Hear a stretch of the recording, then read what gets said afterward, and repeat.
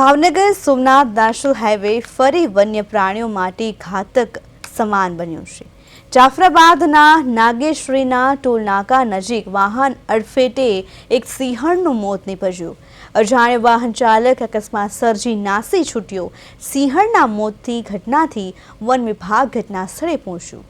5 દિવસ અગાઉ national highway પર એક દીપડીનું વાહન અડફેટે મોત નીપજ્યું। આ એક માસમાં 3 વન્ય પ્રાણીના અકસ્માતના મોત નીપજ્યા છે। ભાવનગર સોમનાથ નેશનલ હાઈવે હવે વન્ય પ્રાણીઓ માટે ઘાતક સાબિત થયો છે। આ એક મહિનામાં ત્રીજી ઘટના બની છે। પહેલા હેમાળ નજીક સિંહણનું વાહન અકસ્માતે મૃત્યુ પામી છે। એ પછી અત્યારે 6 દિવસ પહેલા બાલાની વાવ નજીક વાહન અકસ્માતે દીપડીનું મૃત્યુ થયું છે। આજ રોજ નાગેશ્વરી નજીક ટોલ પ્લાઝા પાસે વાહન અકસ્માતે હમણાં જ સિંહણનું મૃત્યુ થયું છે।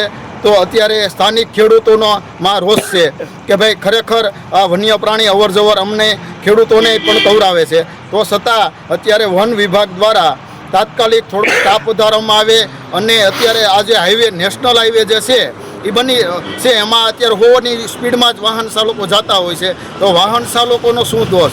એ વન્ય પ્રાણીની અવરજવર કરતા હોય છે તો અજાણ્યા વાહન ચાલકોને તો ખબર હોતી નથી કે વન્ય પ્રાણી આનો વિસ્તાર છે। તો વાહન ચાલકોને ભોગ બનવો પડે છે અને ખરેખર આ જંગલ ખાતાના કાયદાઓમાં વાહન ચાલકો છૂટી શકતા નથી।